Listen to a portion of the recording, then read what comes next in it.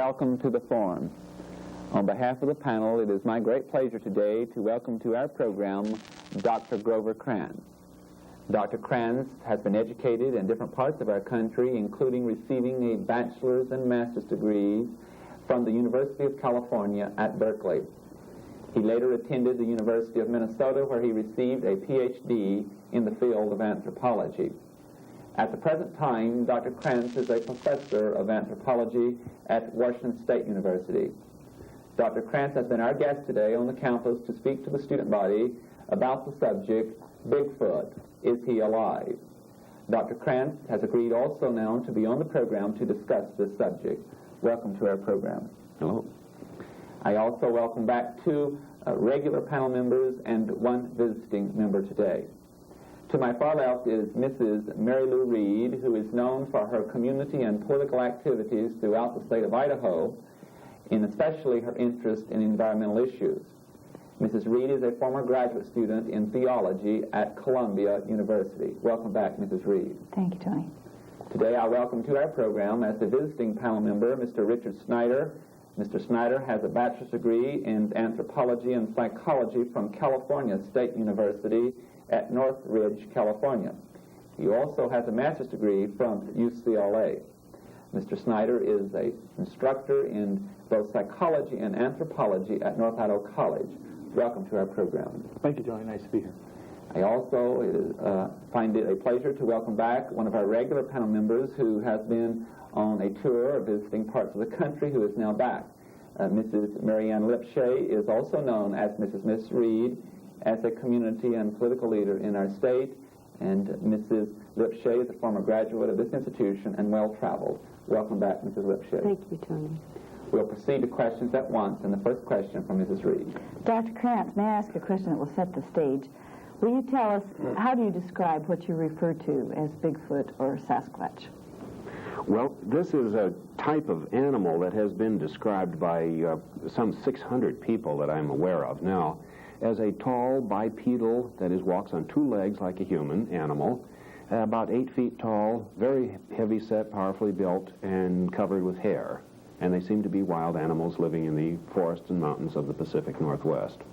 Well, you're an anthropologist. How and when did you personally happen to become involved with the study of Bigfoot? I'd heard of these things perhaps 20 years ago, but it wasn't until about 5 years ago that I was able to talk to people who claimed to have seen them and was able to examine casts, plaster casts of footprints, and start getting involved in it very deeply. Yes, about 5 years I've been into it now. Can we ask you at the offset, do you genuinely believe that Bigfoot lived? Yes, I'm afraid I do. Thank you. Mr. Snyder. Dr. Krantz, it seems there are many sightings of Bigfoot, especially footprints and perhaps in one case a handprint.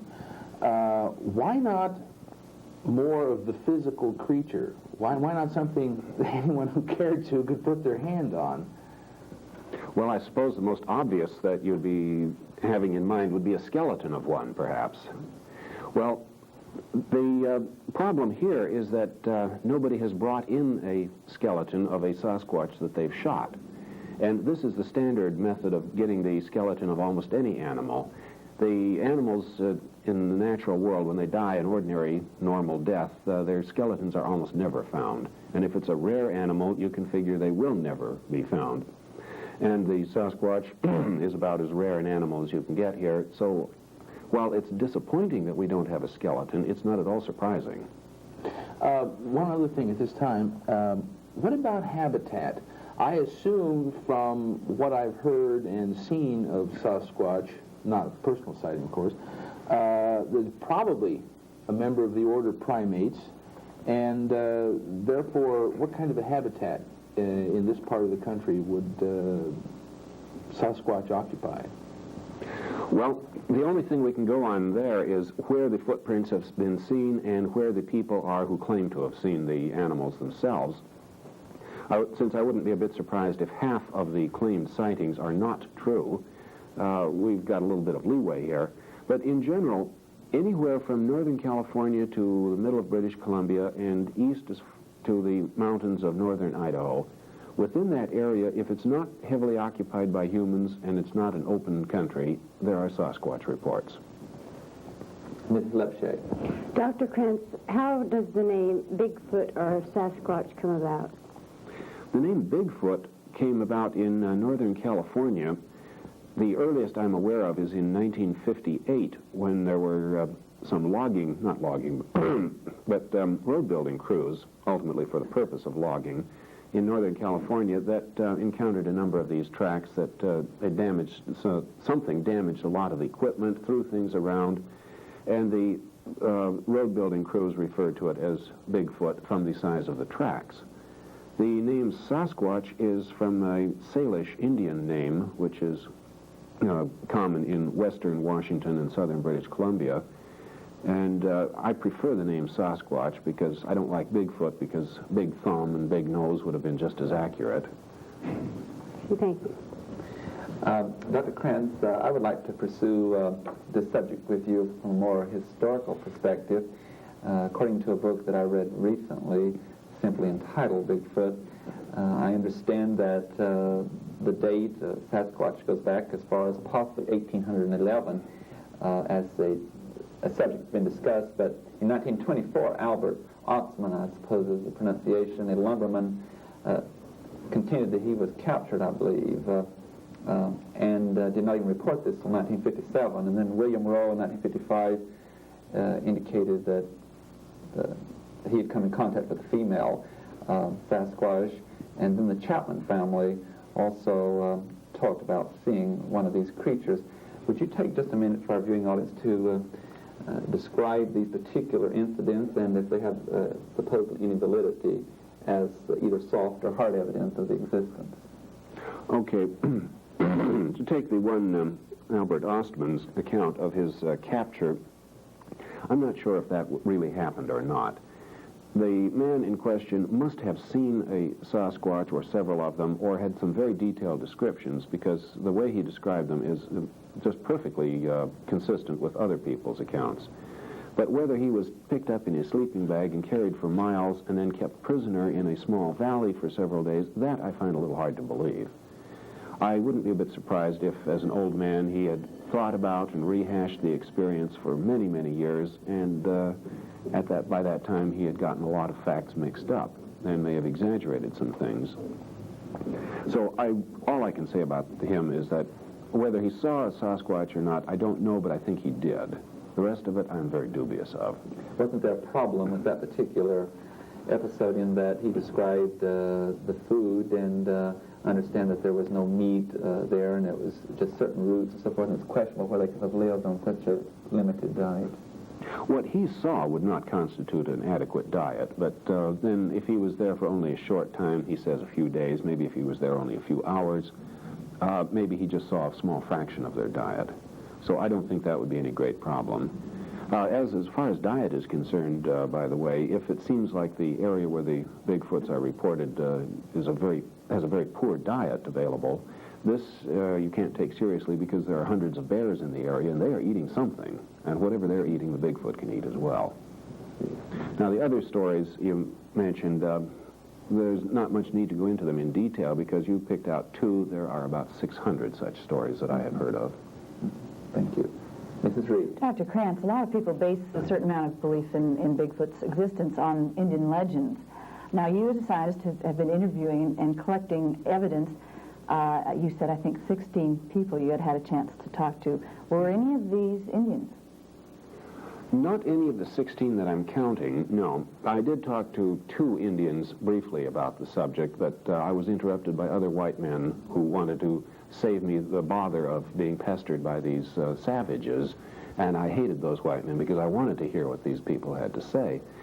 I should say something about Indian reports, that there are descriptions that sound like the Sasquatch from many Indian tribes along the northwest coast. That's the west coast of Canada, southern Alaska, and the northwest part of the U.S.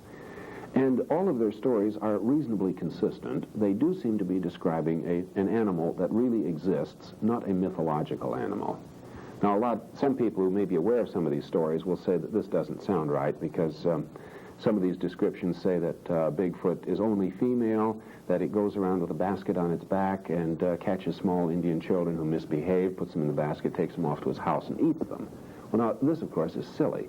But if you ask the Indians for their description of a beaver, you get something like, well, a giant rodent that cuts down trees, builds houses, builds dams, is organized in military formations, and can change the weather on command. Well, if you take that as a package, obviously that's impossible. But there's just a few things that are wrong with it, not the whole thing. Well, then the physical descriptions then are fairly consistent, but are the legends consistent? Does Bigfoot or Sasquatch always take on rather this monster myth? Is it a variation on the man who comes and steals away the children in the middle of the night? Often it has that monster aspect, but not always. So if you remove the behavior, the scary behavior, you have a description of a fairly straightforward animal. And man's need for monster myth does not play into your deliberations on this? I think yes, in the sense that these reports are probably exaggerated, repeated, and on some occasions invented because of man's monster myth idea. But I don't think that would explain the entire thing by any means. One more little question. Are the Indians reluctant to talk about Sasquatch? For the most part, they are very reluctant, yes. Because they've been made... They've been made fun of, right. Thank you. Mr. Snyder. Dr. Krantz, a moment ago I referred to Sasquatch as perhaps a primate or a member of the order of primates, and on the assumption that a Sasquatch would be a member of the order primates, and your mention of bears and some sort of analogy between the behavior of Sasquatch and bears, is it possible to analogize something about everyday living habits of Sasquatch based on characteristics of primates and characteristics of bears? Well, I've attempted to do some things like this, and what I've ended up with is that primate behavior isn't going to save very much of the situation, except to say that primates being relatively intelligent animals, the creatures will be also very intelligent, probably much more intelligent than bears. But as affects their environment, the problems they face in day-to-day living or night-to-night living, the problems they face and the environment they're in is very much like a bear. Their needs are very much like a bear rather than like a monkey. They're too big to climb any of our trees, for instance. That I would expect, if I don't have any direct information, I would assume that they behave like bears until I find out otherwise. And since a lot of things have come out very bear-like, the idea seems to be working so far. Another point, a moment ago Tony mentioned John Napier's book, Bigfoot. And Napier goes through an entire section near the beginning of the book where he talks about what he believes is man's need for a kind of monster myth. And certainly Sasquatch and the Asian Yeti fit right into this need, along with the Loch Ness Monster in Scotland and so forth. What do you think about man's need for a monster myth as it relates to Sasquatch? And secondly, on the point of Napier's book, Napier explains away many, or attempts to explain away many footprints in the snow as simply a function of high altitude melting, where a normal footprint melts out into a larger size footprint. Mm-hmm. Okay, Napier was very effective in his book. He did dispel an awful lot of myths, but he did end up with the conclusion that while there probably was no, to his mind anyway, no abominable snowman in Asia, he thought there was something in North America that has not been accounted for yet. Yeah, his book is rather detailed, but he does not go into anywhere near as much information as there is available. And his treatment of the monster myth I thought was pretty good, but he didn't, I don't think he really treated it from the other aspect, that since people do enjoy a monster myth and assume it's a myth, this is an excellent disguise if you really have a monster. He is seen, someone talks about him, and everyone says, oh, it's just that myth again. And this way the real large creature can slip by noticed, seen regularly, and simply not believed in. Oh, one last point, if I may. Are you planning on writing a book about Sasquatch? Not at the moment, no. Mrs. Lipschitz. Dr. Krantz, I would like to get back to the Indian part of the Sasquatch. Have you ever talked to the Sioux Indians in South Dakota about the Sasquatch? Have you heard of anything in South Dakota about the Sasquatch? No, I've not made The any reason I contact. asked that is I talked to a woman artist last night that makes practice of doing Indian portraits and the like, and is very well known with the Sioux people. There's a place in Pine Ridge, South Dakota, where the Sioux Indians supposedly had burned a trail of the Sasquatch. This is another possibility. I would be glad to put you in touch with a woman if you would like to pursue it and have an audience with the Sioux Indians in southern or South Dakota. I would be interested, yes. All right. Number two, bears differ. We have grizzly bears that will eat people. Then we have other bears that are that will eat berries or roots or fish and the like. You were talking about the Sasquatch living like a bear. On the other hand, he said in another statement that in California they demonstrated violent behavior in tearing up instruments. Road building equipment. Road building equipment.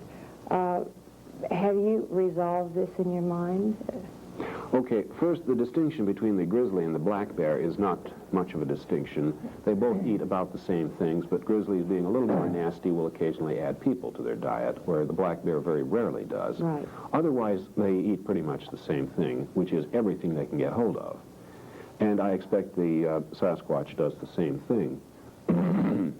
Now, as to the any violent behavior, yes, there has been a lot of well, some reported behavior of violence to man's constructions and equipment, but I have not yet found what I would call a reliable description of a Sasquatch ever doing violence to an actual human being.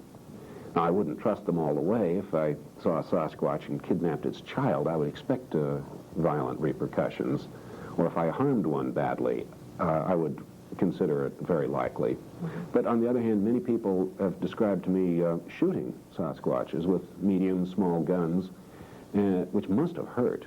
And yet the animal either stands there just taking it and finally walks away, or runs trying to get away, never at the person. Thank you. Dr. Krantz, I would like to pursue another aspect of what Mr. Snyder was talking about for our viewing audience that might not have researched this. Something similar to Bigfoot, as Mr. Snyder indicated, has been discussed and theorized in relation to the eastern part of the world, the Himalayas in particular. In 1832, Mr. Hodgson was in Nepal, in that area, when certain native hunters that he worked with contended they saw such a creature. And then, of course, Eric Shipton and Michael Ward took photos of footprints in that part of the world. And as Mr. Snyder indicated, calling it another name. What do you think about, in specifics, not what the author of this book said, but in your own opinion, from what you've viewed, do you think that is it all valid, or is this creature, if it does exist, limited to the Northwest? Okay, number of problems here. Most of my information regarding the Asiatic version comes from second, third, fourth-hand sources, and it's very shaky. But I do have a little bit of particular information, and some of this I've been in letter-writing contact with 2 Russian investigators and 1 in Mongolia. And quite frankly, unless they are withholding a great deal of information from me, I think they have practically nothing there. The Mongolian man sent me a photograph of a footprint which is blatantly a fake. I can just see the actual motions of the hand that was done to scoop the dirt out. The Russians tell me about horses who have their manes tied together in a certain way, and these Russians from Moscow apparently don't know anything about horses, and they are been told that the Sasquatch, or what they call the Yeti, is doing this. Well, this is kind of silly because the manes are tied in exactly the way a bareback rider would tie the mane to hold the horse under control if you don't have a bridle. And it's pretty obvious that the young men in the small towns are going out, get a quick ride on the horse, and sometimes forgetting to untie the manes. No Sasquatch or similar creature would do such a thing. They wouldn't ride a horse. They'd kill him and eat him, if anything. Well, basically, they have very little information there, and it kind of bothers me. But they think, they know we've got a lot more information over here. But the average public person in the run-of-the-mill public seems to think always somebody in the other country's got more information. But really, they don't.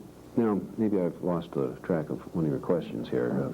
That responds to my question. Okay.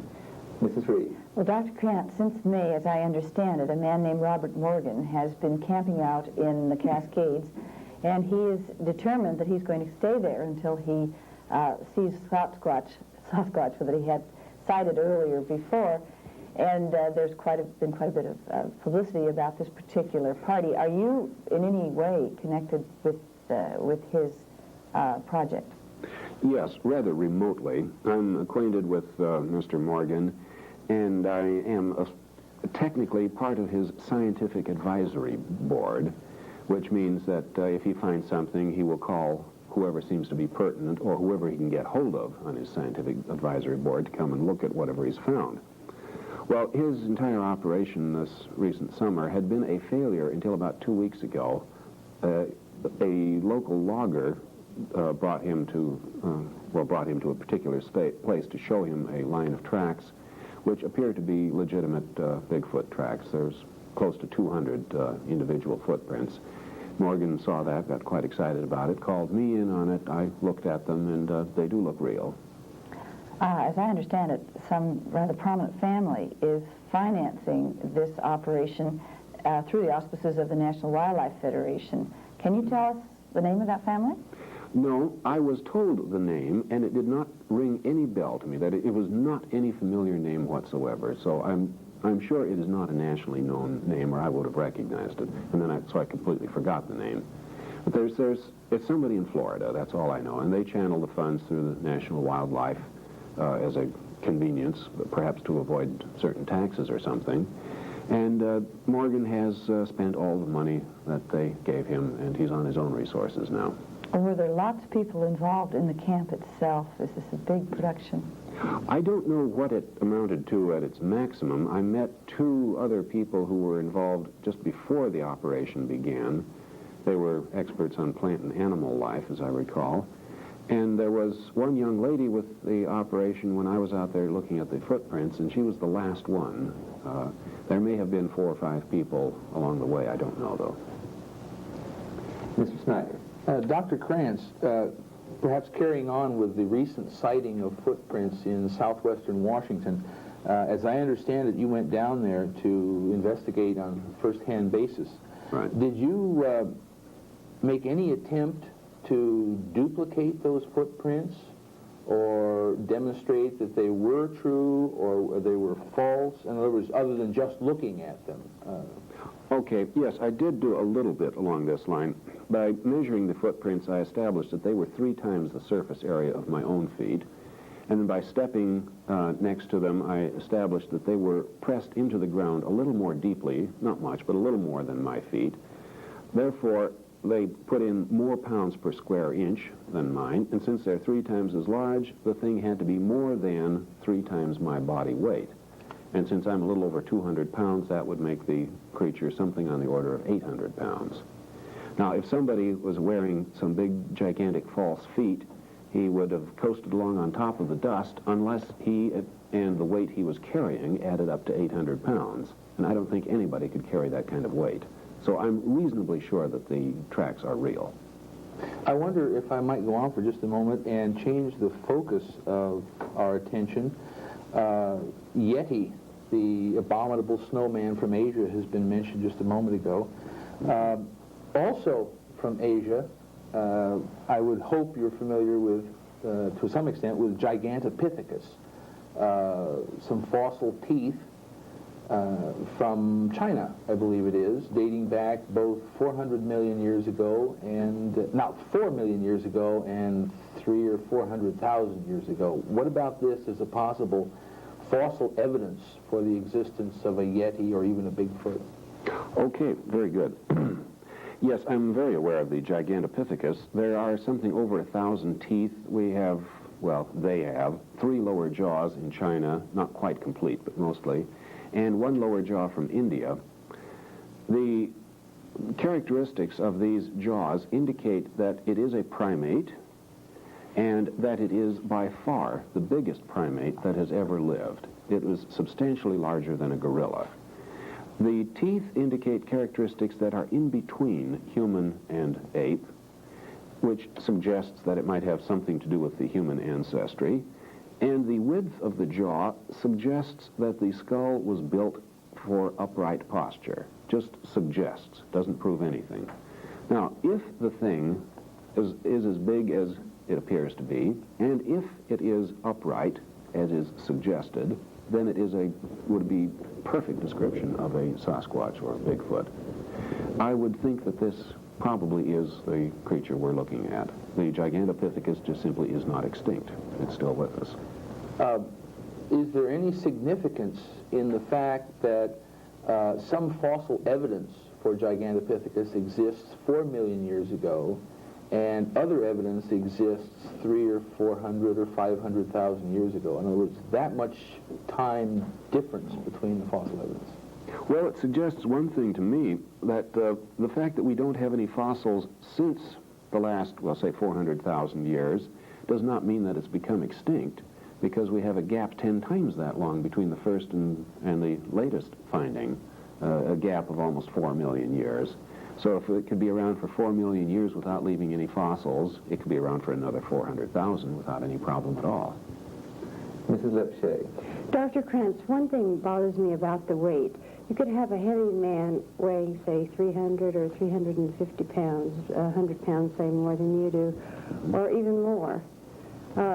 Couldn't he carry a deer or something on his back and make the impressions in the indentations, the extra indentations that we give credence to in these footprints? He could never get it all the way up to a grand total of 800 pounds, and that is approximately the required weight. All right.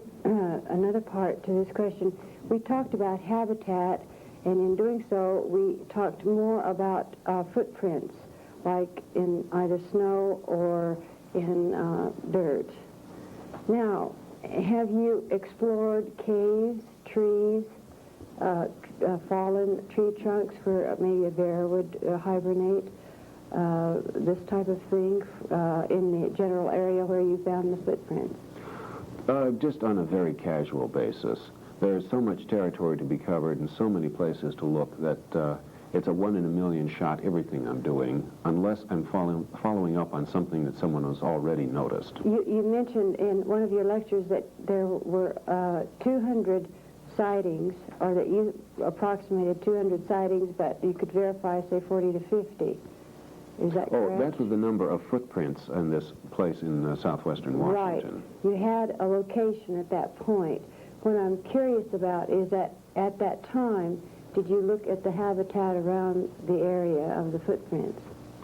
To a certain degree, but that wasn't too informative, because the footprints were going along a trail that was made by logging equipment, the equipment itself and dragging logs, and whatever this creature was that passed through was apparently going in some direction and simply took advantage of this cleared area to walk through, and then just kept right on going. I see. We don't have any idea where he went or after that.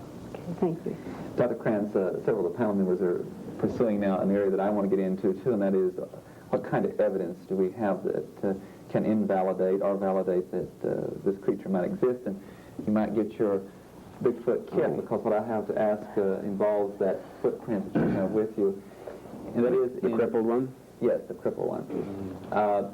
In your lectures, and I have heard 2 of them, they're very stimulating and interesting lectures, you have indicated that when you were attempting to disprove the fact that these are footprints that are made by people faking it, you have some rather convincing evidence that it would be most difficult unless one had tremendous knowledge and also had certain things available to implement that knowledge with that you do not think is possible. Would you take time to go into that and indicate it in relation to that footprint?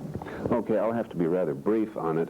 This is a crippled foot. The other foot of the same individual is not crippled in the same way.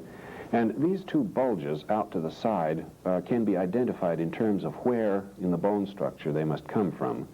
But the interesting thing is they're not in the same place as they should be on a human foot. A human foot expanded to this size should have the bulges back here.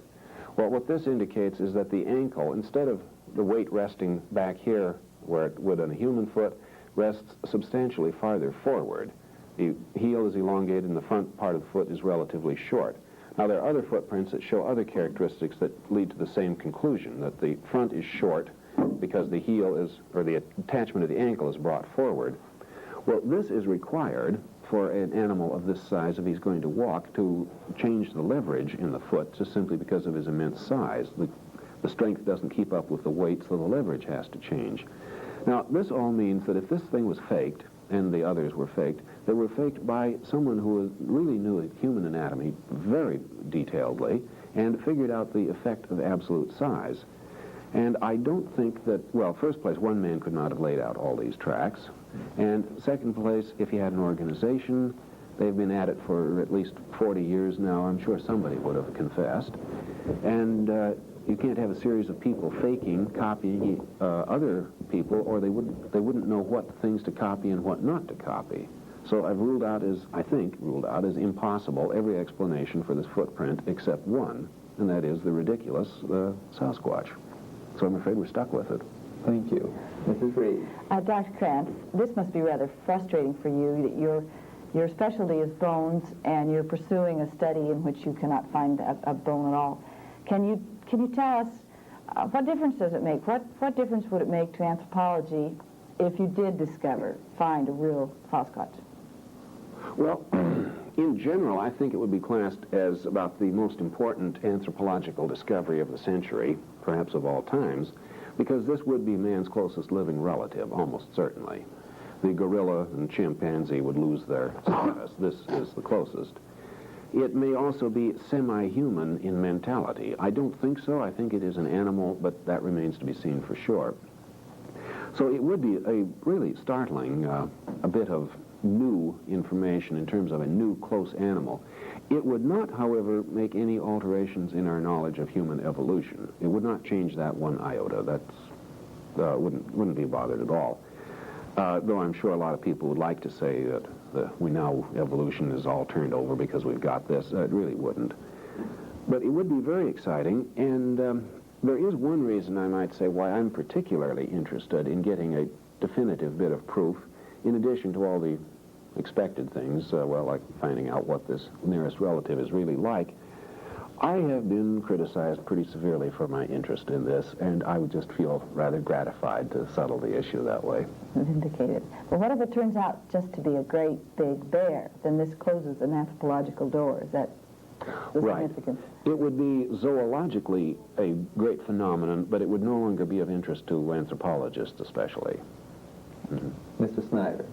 Dr. Krantz, I am mildly familiar with, and I'm sure some of our audience is familiar with, a film that was done a number of years ago in Northern California, which depicted an alleged Sasquatch strolling up a dry wash and casually looking at the cameraman and looking back and going on his own way. Have you viewed this film, and if so, what is your opinion of it? Okay, yes, I have viewed the film approximately 50 times. Forwards, backwards, slow motion, stop framed, everything. A friend of mine in Canada has a copy of it, and every time I visit him, we drag out the film and look at it again. The film, I am satisfied, is real. It took me a long time to feel really certain about this, but what I've done is, by a number of different methods, estimated the weight, body weight of the individual. And I can do this from the apparent size. I can calculate the actual body volume from the film. There's a way of measuring from the width of the heel to recalculate from that what the probable body weight is. And there are pictures with two frames in it where you can see approximately the build of the foot in relation to the ankle, and you can get a little bit of the leverage of the foot and reconstruct from that to the body weight. All of these point to the same body weight, about 500 pounds. Now, I don't think any faked film maker could possibly have figured out all the angles that I've retraced, and every one of them that I've traced gives the same answer.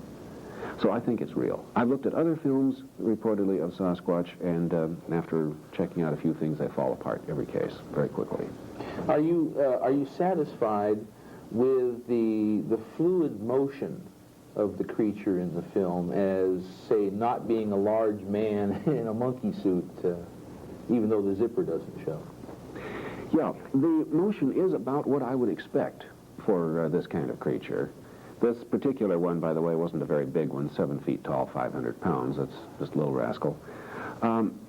This is about the kind of motion. It would have to move very comfortably, very smoothly at that size. Then if you think a large one at 8 feet and 800 pounds would have a little more difficulty moving around. It might be a little more clumsy, and you probably couldn't get anything more than, say, 9 feet and 1,000 pounds, and at that point it just ceases to be possible for them to exist. But if the 7-footer were clumsy, the 8-footer would be impossible. The bigger you are, the more clumsy you get. In viewing the film and in either talking to people who have seen Sasquatch or reading about the accounts of seeing Sasquatch, how does the muscle structure of this creature compare with, say, a man, just in terms of body build, muscle structure? Okay, the body build is much more stoutly heavy set than a human.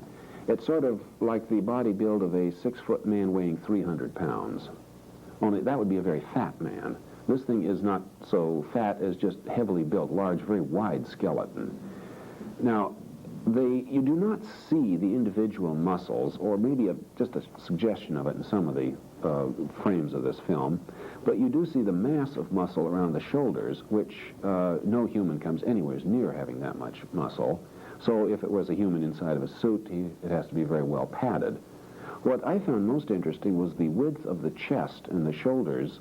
They are so wide that no human being, to my knowledge, has ever existed whose shoulders are wide enough that his arms could be out into the arms of the suit. He would have to have his arms folded inside the chest and the fake arms hanging loose. But if you watch the film very carefully, you'll see its elbow bends occasionally. Not just in response to the swing, but it's a deliberate bend at an odd place, and the wrist will turn sometimes. So the arm was under control. And since you could not have a human arm in there, I'd like to know how that arm was controlled. So I think the easiest explanation is to say the creature was real. If I may, one last thing. Most of the free-living apes are arboreal, the gorilla being an exception. Mm-hmm. Most of them brachiate or swing through the trees by their arms, which results in quite a heavy muscle development in the shoulder area. And most of these brachiating apes have arms that are totally out of proportion to those of humans, rather very long arms and quite short legs. How are the proportions of arms to legs in Bigfoot? More like man or more like, say, a free-living ape? They are probably closest to man in the arm-to-leg ratio. Most of the people, well, about half the people who describe it say the arms look a little bit long. The other half say, well, the arms look about like a human length. So I would guess that they have a little range of variation, as all species do, from about human length to a little bit longer. So it would be in the direction of one of these brachiating apes, but not very far. The arms, however, are very powerfully built, but it's not for brachiation because there are no trees that can handle a brachiator of that size. In Africa, the 200-pound female gorilla can brachiate occasionally. The 400-pound male almost never finds a place where he can swing from the trees. Now, these things are 500, 600, 800 pounds, so I don't think they're ever in the trees. So what they do with these powerful arms, I'm not quite sure. Maybe it helps to, if they want something that's in a tree, you don't climb, you bend the tree down. Mrs. Lepshay. Dr. Kranz, I don't want you to be angry with me for asking this question, but could a physical anthropologist reproduce a Sasquatch without it being challenged? Reproduce what of a Sasquatch? A foot? A footprint? I could now, and I think get by with it. Yes. But I can, well, yeah, I know the possibility here that's been suggested before. Maybe I've faked some I'm of not these things. suggesting it, sir. it's And no I don't problem. want to embarrass you by the question. I'm just curious. We talk about fakery and all of this, right? Mm-hmm. And yes, I I'm think, curious if you could do it. I think I could, and anyone who has read any of my several publications that I've done on the subject could also follow them and do it. But prior to my publications and before I figured out the anatomy here, I don't think it could have been done. Thank you. Mm-hmm. Dr. Krantz, I want to pursue an ethical question with you. I know that in lectures you give, you talk about this, about if someone does have that opportunity to face one of these animals and must make a decision whether to kill it or not, that it brings forth an ethical question. And we've been very fortunate to receive a grant from the Association for the Humanities in Idaho to study the humanities and to pursue it on this program and to deal with humanistic questions. And first of all, I'd like for you to define for us, if you would please, what you think that term means, being humanistic. And then secondly, would you advocate killing one of these? And if so, could that be justified and still be humanistic? Well, I wouldn't care to define the word humanistic. I'll just let anyone else define it, and I'll go along with or differ with it. Well, just in general, humanistic seems to imply to a lot of people being nice about things, but being any more specific than that, I wouldn't want to go. Now, as to killing one of these creatures, well, if you don't kill animals, you're not going to eat meat anymore, so we're doing one heck of a lot of animal killing in general. Adding one of these to the list of animals we've killed, I don't think would be a very big thing. In fact, humans go around killing people by the millions, fellow humans. I think this is trivia by comparison. Of course, on the question of killing human beings under our Constitution and criminal codes and all, it's against the law and they're in violation of society's rules when they do it. You mentioned in a lecture also that you felt, if I understood you correctly, that this would be closer to the human being species than any others. Would that not then bring up the question whether they might not be more protected than other animals that we do not consider in our kingdom? They are more human than other animals in the sense that they are more closely related to us, going back to the common ancestor of ourselves and this creature perhaps only 5 million years ago. You'd have to go back farther to join with any other animal. But that doesn't make them any more like us mentally. Actually, I think a dolphin is much more human in its intellectual abilities than these things are. So I would say killing a dolphin is a pretty dastardly thing, but this is a wild animal, like a bear. I would think there's no humanistic problem here.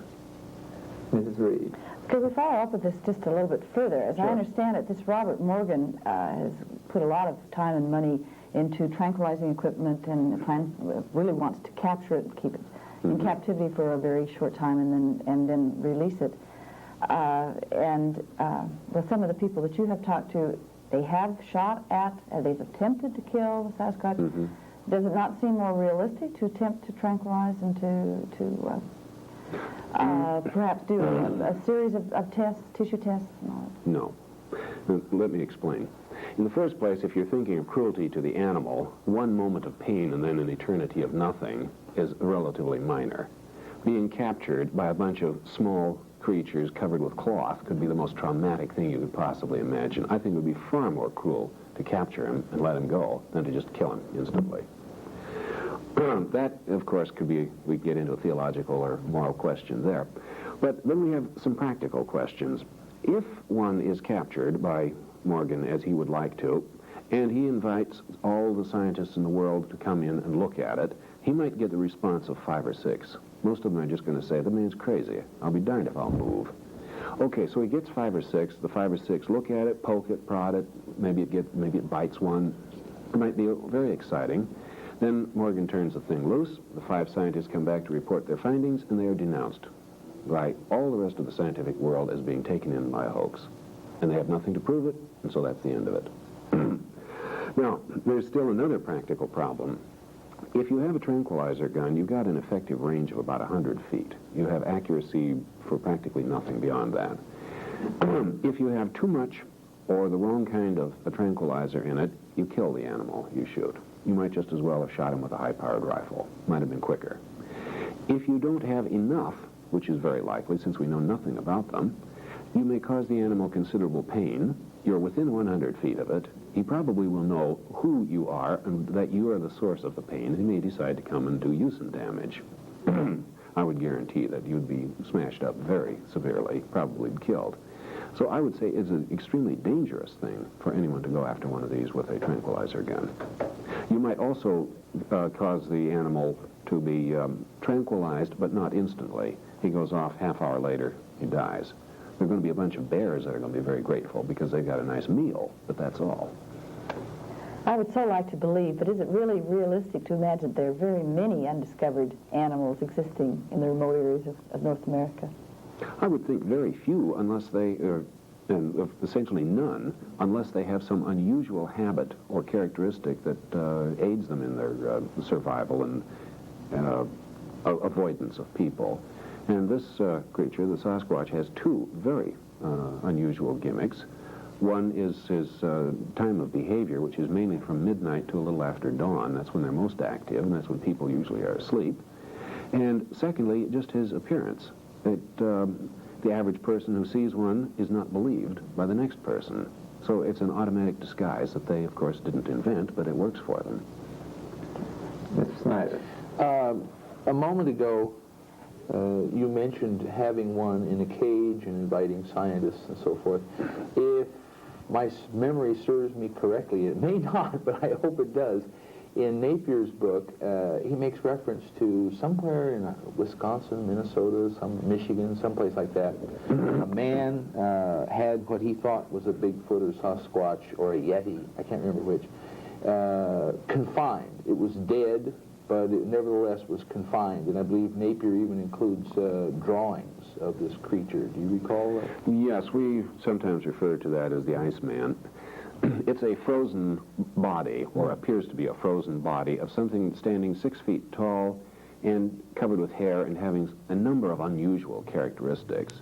One thought was that it might be a young Sasquatch.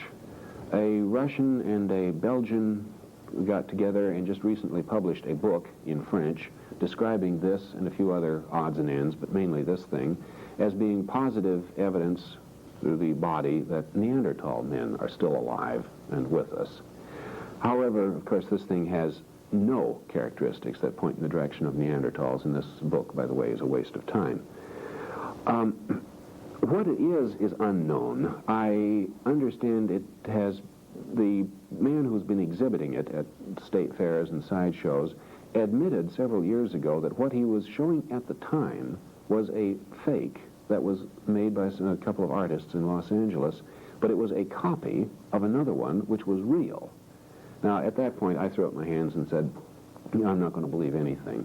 Now, maybe they do have a real one, but if they do, I think they'd make more money selling it to the American Museum of Natural History than going on exhibiting it for the next 50 years.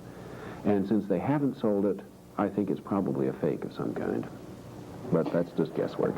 I think this very thing leads into something else, and that is how many? It would seem to me, number one, there should be more sightings, even if it is between midnight and early in the morning. There are a lot of insomniacs in the United States. The salesmen traveling places in cars.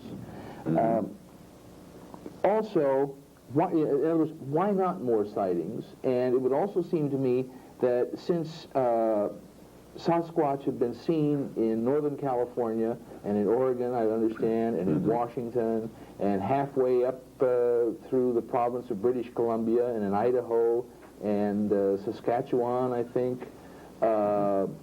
That's a rather large area. It would seem to me there'd have to be quite a few Sasquatch, or they would simply fail to be a breeding population and die out. Okay. Yeah, see, you raised several points there. To be a successful breeding population, there would have to be something on the order of 200 of them in some kind of contact with one another. They don't have to all get together in one big happy party once a year or anything like that, but they can be in dispersed groups and contact occasional here and there. But 200 of them spread over the entire area that's been suggested does seem an awfully thin population, and I wouldn't be surprised if they go up as far as 2,000. Well, 2,000 of them moving around at night and sticking to back roads and forests and only occasionally coming out on the roads, I would suppose they ought to be seen about once a day. Somebody runs into one, and this is about the number that the reports are coming in at, about once a day. Mrs. Lipschick. Dr. Krantz, are you saying that the sightings are becoming more frequent? I'm not sure. They are being reported in the last 10, 15 years far more than ever before. I think this is partly because people are more willing to report them, partly because there are more people who are faking reports, and I think it may be that there are more Sasquatches than there used to be. In everything that you've been able to find out about, did you call them humanoids? Hominoids? Hominid. Hominids. That's a zoological Hominid. family, Right. but it has to do with locomotion and not with intelligence. All right. From what you know about the Sasquatch, would you say they're curious? Yes, probably. Do you think they're mobile? Do you think they move around, or do you think they would travel from one area to the other? My guess is that they are extremely mobile and perhaps move hundreds of miles. I don't know, but that's a guess. If they stuck to a tight area, we should have run into them more often. Mm-hmm. But if they are movable over several hundred miles in the course of their lifetime, then I can understand why we only occasionally encounter them. Thank you. Dr. Krantz, we spent much of the time today discussing what they might look like and the evidence being the footprint, but I understand also that you have with you a copy possibly of a handprint. Is this additional evidence? Would you mind showing that to our viewing audience and I'll be also glad to. describe how it might be different from the human hand? Okay. This is a piece of plaster, and it may or may not be the imprint of a human, or not human, a Sasquatch hand. It's obviously immensely bigger than my own. If it is an actual Sasquatch handprint, the description of the man who picked it up would be perhaps correct, that it was apparently digging in the ground, had piled up some dirt, and perhaps digging for roots, and in standing up, put its hand down, fingers curled downward a little bit, and pressed in the ground, standing up, and then took its hand away, leaving a very nice imprint. The interesting thing is the thumb, which does not turn across the palm like ours does, but it turns and points down towards the wrist, like the fingers are doing. This is a non-opposed thumb, and this might make sense for an animal who's digging and a lot and raking berries off bushes, all digits pointing in the same direction, but it's rotten for handling tools. Well, now, our own thumbs, the last two joints where they move, the muscles are down here in the forearm, but the base of the thumb, where the bone is pulled across the palm, the muscle that does that is right here in the lower outside corner of the palm. And this thenar pad, it's called, contains all these muscles that make that movement. So if you had a thumb that was not opposable, it ought to be flat in that area. And that's exactly the way this cast is. Well, now, all this means is that either the animal is real, or whoever faked that handprint was pretty familiar with anatomy and was able to figure that a non-opposed thumb should be flat in that area instead of bulged out. And what this anatomist is doing, going out making fake handprints in the hills, is beyond me. So I'm inclined to think it's probably real. Thank you. Mrs. Reed. Dr. Krantz, what does it do to people to have a traumatic experience where they either see a mirage or they see what they think is Bigfoot, and to tell people and then not be believed? Are you sympathetic with the people you've talked to with their frustrations? Is there anything in common that they all have, a common denominator? Yeah, they quite often they just quit talking about it anymore. They will tell a few people, they will be told that they're crazy or asked what they were drinking and so on, and then they just give up talking about it. And sometimes I've found people who haven't talked about it for a long time, and that I act more sympathetic than most, and then they'll sometimes talk to me. But there's another problem that's related to this that kind of puzzles me. I've run across at least 3 cases of this now, though none of them that I've talked to personally, where someone has an encounter with a Sasquatch and then completely puts it out of his mind, and it's gone. Now, or just refuse to talk about it to anyone under any circumstance and effectively forget about it. Now, I got just almost a touch of this myself when I saw this very impressive line of footprints out in southwestern Washington. I was out there and walking through the hills with a couple of other people and looking at the footprints and, of course, visualizing this animal. Everything was very real out there. I come back home to Pullman, and I realized after a few days that I'd been going for a couple of days without even thinking about it, as though I just blocked it out of my mind. It just wasn't anything that I could cope with in my normal, real world. So it seemed like a dream world rather than your everyday existence. Right. And now I think I only got a very small touch of what other people have gotten if they have actually seen these creatures right up close, and after they're just so completely, well, the favorite old word here, discombobulated by it, the only way to cope with the situation is to try to forget about it. Now, how do you decide which ones to believe and which ones not to believe? What are the things that give what you consider the storyteller's way? Okay, there are a number of specific things, but the main thing is just impulse. I just get a feel about somebody. But if I talk to someone several times and they change significant items of the story, then I think they were probably faking it. If they give the story exactly the same each time, including word-for-word descriptions, then they faked it because they're memorizing it. But if they tell approximately the same story each time, then they are going back to their memory and making up new words each time from the same memory. So then it's probably okay.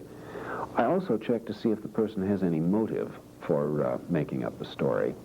If nothing else, if somebody is leading a miserable life and they would like to feel like they're important, just a little something of importance to somebody somewhere, that this would be the explanation for their making up the story. If I get a good sense that this is likely, then I have to put them in, off in the category of unknown, and I don't trust it. But beyond that, I don't know, it's just a feel I get. Some people I'll believe and some I won't. Mr. Snyder, time for one brief question. What about social organization? Do you visualize them as having permanent mating pairs like humans, or perhaps annual mating pairs? How do they take care of their young, this kind of thing? Okay, we don't have any direct information that relates to that, really, but we got some inferential, and that is the vast majority of occasions when these things are seen, it is one and one only that's seen. Once in a while, there are several together, two or more. In at least half of these cases, it's one full-sized and one or more little tiny ones. Well, not tiny, 4 feet tall or 5, which suggests mother and child or children. Very rarely are two adults seen together.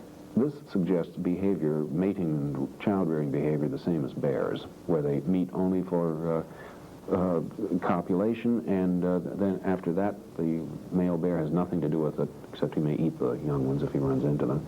I don't have any reason to believe the Sasquatch would eat their young, but they may have nothing to do with them. With that, I'll have to bring our program to conclusion, and Dr. Krantz, we ran out of time again before we were through, and on behalf of the panel, I want to thank you so much for being with us. You're welcome. I also thank the three panel members for, again, many varying questions and also outstanding ones. Ladies and gentlemen, our guest today has been Dr. Grover Krantz, a professor of anthropology at Washington State University, discussing with us the subject Bigfoot. I invite you to be with us again next week at the same time when we'll be interviewing another personality of our country. Thank you.